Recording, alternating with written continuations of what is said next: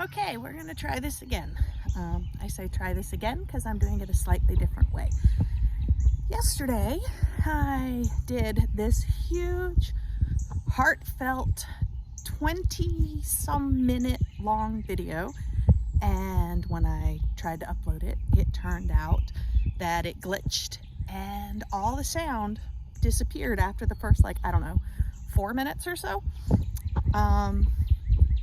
That was really frustrating. I mean, it was good. I got to talk it out, and I explained the walking, what I'm wearing, why it looks so weird, the fact that I don't have anything to hold this, blah, blah, blah. Yesterday I was wearing a Go Sig or Go Home shirt. Today it's GFL. Another Scott Sigler shirt, different colored UV protectant clothing, same crappy hat. Although yesterday I'm pretty sure I gave the origin of this hat, which, since I can't post that one because there's no sound, the origin of this hat is somebody gave me a potted plant as a gift one time, a very long time ago. And this hat was what was holding the pot, and no idea what happened to the pot, no idea what happened to the plant. Don't recall, it was so long ago, but I kept the hat. So,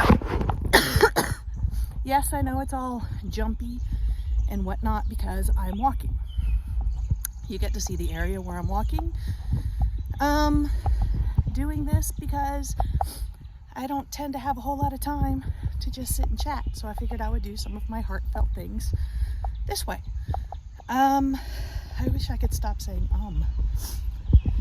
My brain is going crazy. Finally got word hopefully my aunt's funeral is going to be next weekend. Waiting to find out for sure. And sorry for the panting, but if you're keeping track of what's around me, you'll see I got hills. I have hills everywhere. And yeah, they tend to get to you. Sorry. Not to mention the whole asthma thing. It kicks my butt every morning. Let's see. You know, for the heck of it. Look, here's my pretty neighborhood. Whee! There we go. Let's see. What am I going to tell you about? Well, yesterday, whoa, sorry. Stretching my arm, forgetting I'm holding a friggin' camera because I'm not used to this. Yesterday, one of the big things I talked about was my apprehension about the funeral. Not just because it's a funeral, but because of what everything entails. I'm gonna sit here for a sec. There we go. Isn't this a little easier? Look at all that greenery behind me. So, what this entails. Let's see. Yikes. Moving that so I can lean back and make sure there's no ants everywhere. I have a tendency to plop down right where there's ants on a regular basis. It's crazy. So, my thing. Why I'm stressed other than the obvious of it being a funeral. Yeah, I'm still going to tell you, but I'm not going to stay sitting because I don't sit very well. I kind of suck at that. I'm better at moving. Anyway, you'll just have to suffer through my as I go up and down hills. I'm currently on a hill, so I totally should not have stopped walking right there because I'm halfway up a friggin' hill. Anyway, we have to go backwards in time a touch. Kind of feel like I should do one of those wavy effects. Woo, loo, loo, loo. Go back in time. My sister. My sister's 2.5 years older than me. Growing up, it's like she's all I had. We were best friends, talked to each other all the time. One of the most important people on the planet. We used to talk about we could handle just about anything in life as long as we had each other. And that's what we always said. We said we could handle what's in this person and this person and this person as long as we still had each other. That was always the thing. She started to get different. I can't tell you precisely when. Me and the boys getting pushed out of the Christmas visits is a story for another time. But we used to always go up there for Christmas. 2014, went up there. That's when I first noticed things getting stranger. And I told her that I was going to donate a kidney, and things got really weird. She didn't come up after the surgery. She didn't visit. She sent a gift basket. So, I mean, she did something. But when you have surgery, it's kind of nice to actually visit the people. And that was one of those times where I felt like very much alone, because the recipient had like all this family and they kept coming in and saying hello. But when other people have a lot of family and friends that show up and you don't, it kind of, you know, it's not that you're jealous, it's just it really highlights how many people aren't there. Now, to be fair, I didn't tell everybody, and I had a few friends who, after the fact, did show up, and I am forever grateful because, well, honestly, there were like 2, and one of them tends to be one of the people who sometimes watches my crap here. So, hi Jeff, thank you. It meant the world to me that you actually gave a crap, because most other people didn't. So, it's not a pity party, it's just a fact. It was my boys and my mom and my friend Jake and my friend Jeff. Yeah, that's pretty much it. Like I said, my sister sent a gift basket, which again, better than nothing. But I should have known something was happening. So, about a month after that, month and a half, whatever, my Oma passed. That's my grandmother. She had been in a nursing home for a while. She was unable to take care of herself. She always wanted to stay in her house, but she physically couldn't. If she had allowed us to have a nurse live with her and help take care of her, she could have stayed, but she didn't want anyone else staying in the house. So it was this whole thing. So the house had been empty. Pax, my oldest, he had been staying at the house around his college stuff because it was really close. So he had been doing that since the school year had started in August or whatever, 2014. Everybody knew it. And when I say everybody, I'm talking, family and everything. My Aunt Inga, the one who just passed, she kept wanting me to move into the house. She had asked me for years and years and years to move into this house. And I kept saying no because, reasons. Mainly being I bolted from this area for a reason, and coming back just meant I had to face stuff and I had to be around family, and I had to give up my tiny seclusion bubble I had built for me and my kids, because when you get closer to people, you kind of have to allow them around. And I know if my counselor could hear this, she would say, boundaries, healthy boundaries. You don't have to let anyone, but you feel like a jerk if you don't help or let them be around or something. And I've known enough jerks in my life, I didn't want to be one. So, my recuperation was taking place in Oma's house. Then Oma passed. Pax had some massive depression issues. Actually, that happened before the surgery. And his counselor said that it was best for us all to be together, because while I had done everything I could think of to prepare Pax for being on his own, I had neglected one huge thing, and that was, it didn't occur to me that I was his major support system. And so I didn't prep him for that. It's my bad. I truly it never occurred to me. So we had already been talking to everybody. We were planning on moving up, use the place for recovery. I finished teaching that summer, South Georgia, and then we were going to move into Oma's house for good. Then Oma passed. Everybody knew this was already the plan, not the plan that she was going to pass, but everybody knew it was already the plan that we were going to move in. No one had an issue then. When Oma passed, then suddenly some of the relatives suddenly had issues.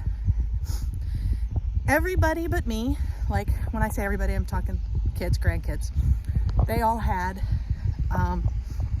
owned a house. I was the only grandkid who didn't. And Oma never wanted the house sold because my dad got them this house back in the 70s.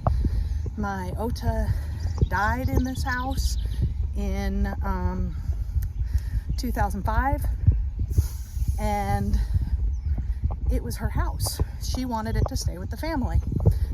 She even told the lawyer this, but she never put it in the will. She never put it in writing. Where our house is located is in a very nice area, as I'm sure you can see by the places around me. My house, not so much. My house is one of those original tiny little split level type houses with all kinds of issues. But if you sell it, the first thing people do is they rip down the house and build one of these giant houses. So my little old house is one of the few remaining little old houses in this area. Pax Pax told me that his dream was to buy the house, or have the house, get married, raise children in this house. That has been his dream. So I did everything I could to get the house. I tried to be fair. Thought I was fair. Inga wanted to just gift me the house, but people were freaking out saying it's not fair, that gives her more than us, blah blah blah.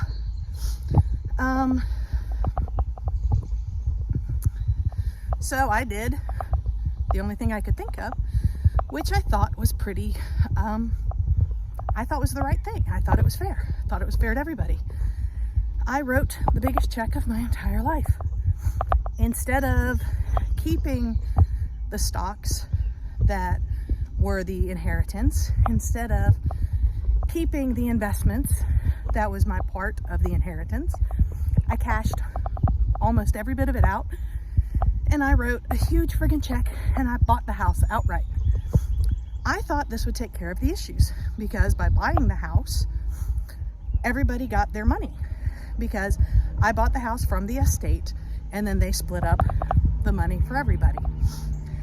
I paid exactly what the appraiser said. I didn't get a discount. Does anyone use the word finagle anymore? Because that was really the word that was in my head. I didn't finagle, I didn't bargain.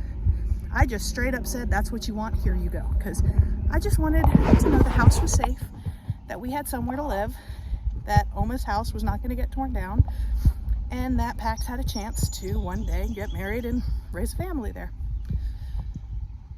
Little did I know this was going to cause so much trouble. Since then, I have been accused of, I can't even tell you how many things. Had the lawyer come in multiple times to photograph everything, to catalog everything, to prove I'm not stealing anything. Everybody complained that they wanted it sold and they wanted all of the stuff, but then no one wanted to come and get any of the stuff. I was not allowed to get rid of anything, even though I bought the house. So I had like boxes full of like old yogurt cups and shampoos, towels, old pillows, blankets, I mean all sorts of crap, because my grandparents, love them, they were hoarding. They survived the Holocaust, they were in concentration camps, kind of affected them a tiny bit, and they held on to stuff because you never know when you're going to need it. But even though everybody said I was stealing and I had to account for everything, at the same time I wasn't allowed to get rid of anything, and nobody would come.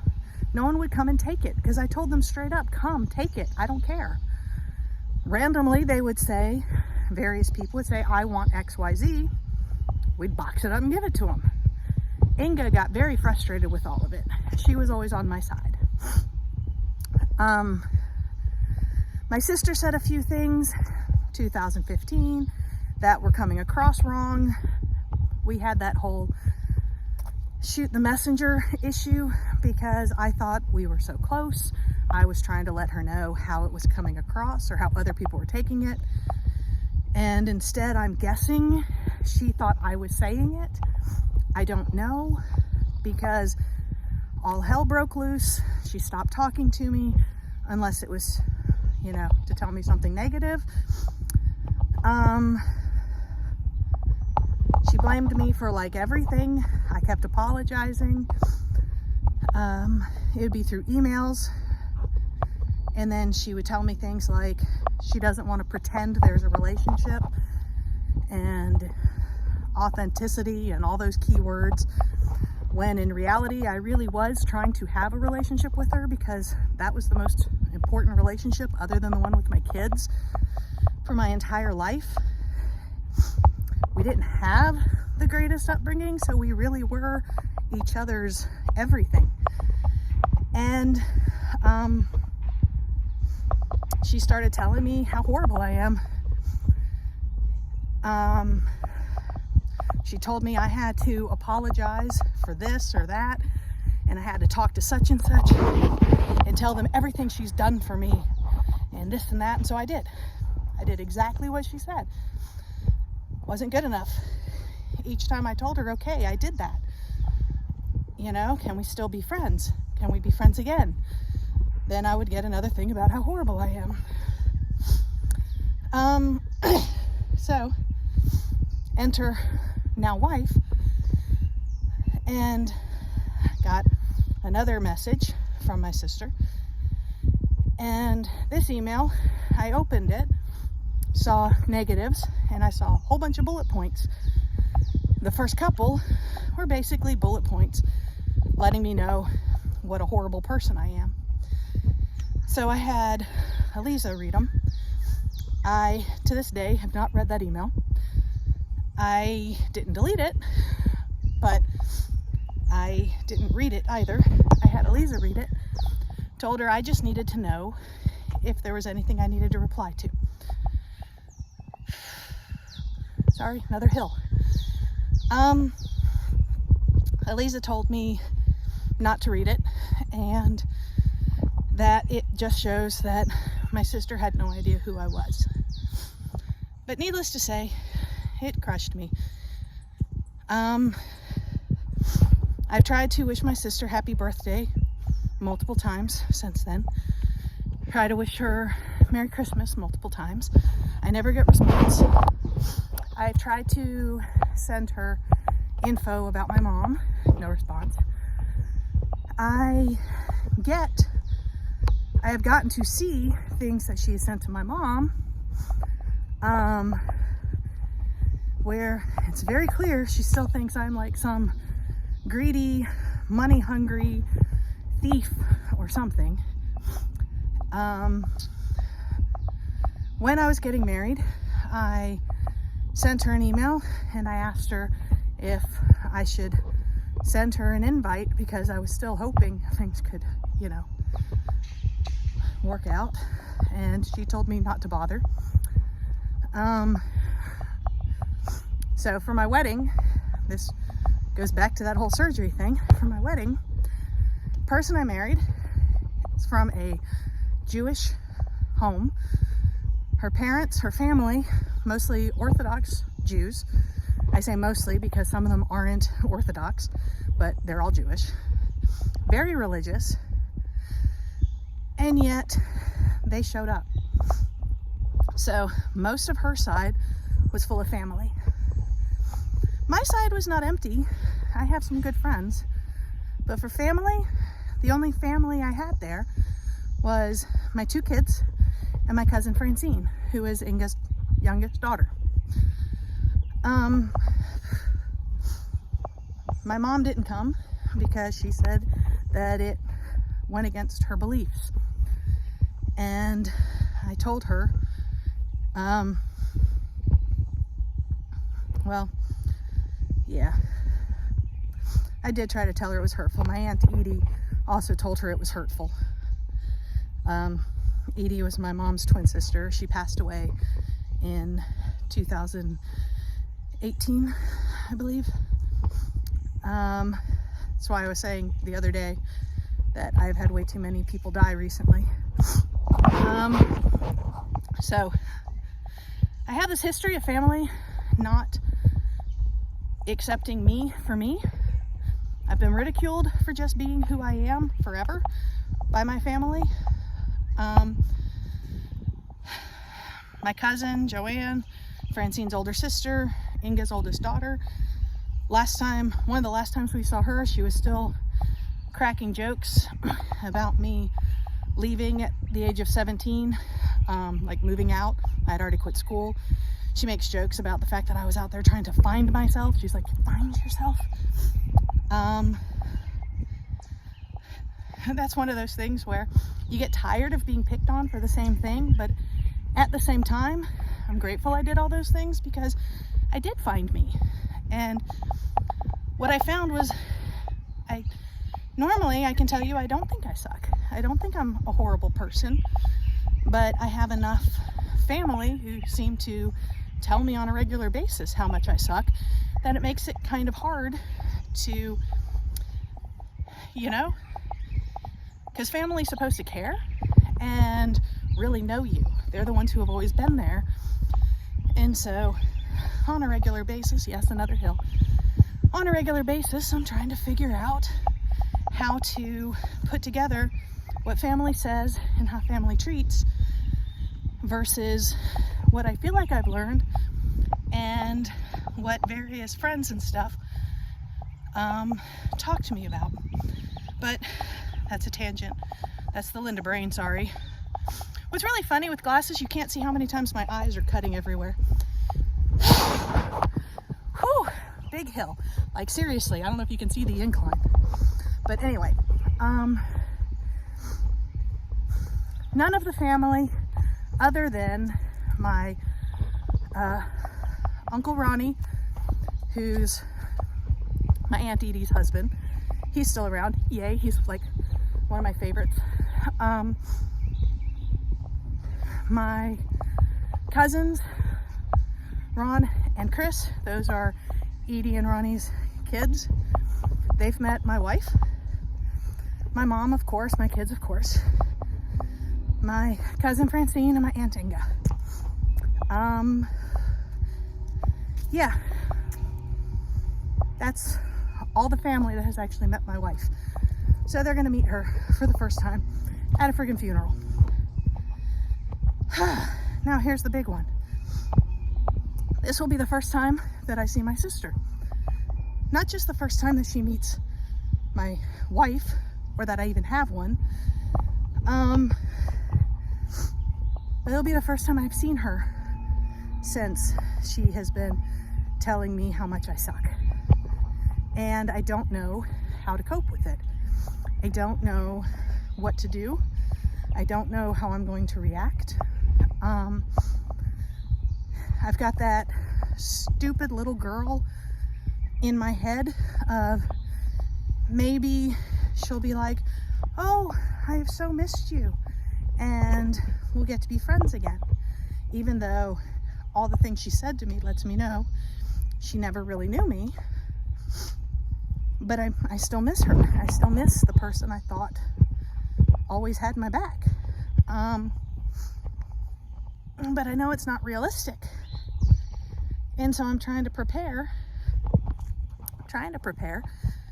because realistically, it's going to probably either be she's going to straight up ignore me, which is going to hurt, or she's going to give me that horribly fake, saccharine kind of look that she gives to people when she's trying to show that she is such a good and godly person, that if you can look past, because there's a lot that shows in somebody's eyes, you know, you can see that it's not real. And I've watched her give that look to other people, and I don't want to be on the receiving end of that look. I really don't. But I loved my Aunt Inga. She was always on my side. She was one of the few who, you know, would come through for me. My cousin Francine really needs me because everything's blowing up. Oh, I forgot to say, a month after Oma died, my Uncle Jimmy died, and that was Inga's husband, Francine's and Joanne's dad. So he died a month after Oma. So when I say we've had a lot of deaths in the past few years, yeah, it's crazy. So this is really hard for Francine, and she's having to do a whole bunch of stuff, and I need to be there for her. And so I'm trying to figure out how you put your own stuff aside so you can be there for someone else when you're about to be part of something that's just, I don't know, that has the potential to be one of the more painful things ever. So I'm trying to figure this out. I'm just not really sure.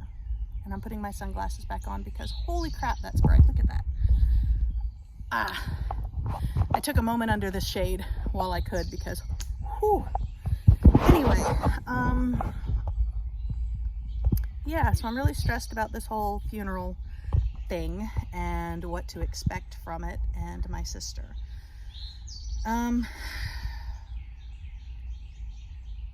Yeah, I just don't know what to do.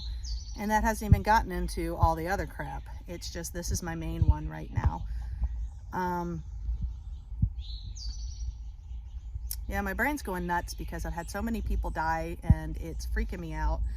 And I don't want anyone else to die. And the reality is, I know too many people who aren't very healthy, which leads to the last thing I was going to mention, because I did mention this yesterday. And I've gone way longer this time. Hopefully it saves the audio this time.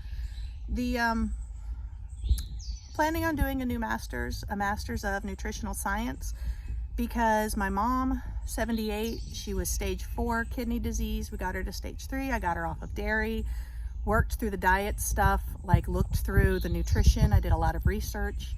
My Aunt Inga, she was diabetic and didn't properly take care of herself with her diet and exercise and whatnot.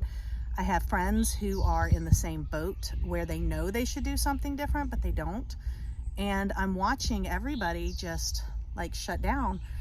And so just me being me, I don't know how to just take it. And so I was looking into it and I realized I can get an education for nutritional science so I can learn how all the different foods bind together, and they have healing through food and stuff like that.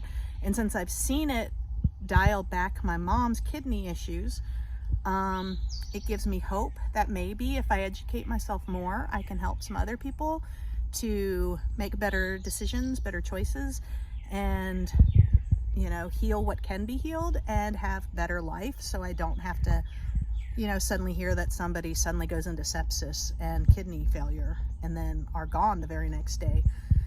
Because on my dad's side, other than cousins, my Uncle Eric is the last one.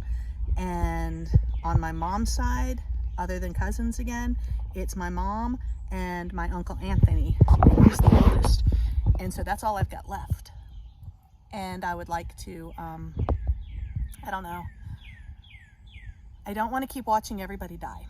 And I want them to be healthier and happier and let us be here for a little longer. And so I have now applied for the master's.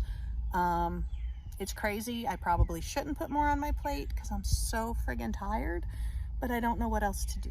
So This is where I think I'm going. It might transition into a different career. I might just move that in with teaching so I can also teach the nutrition stuff.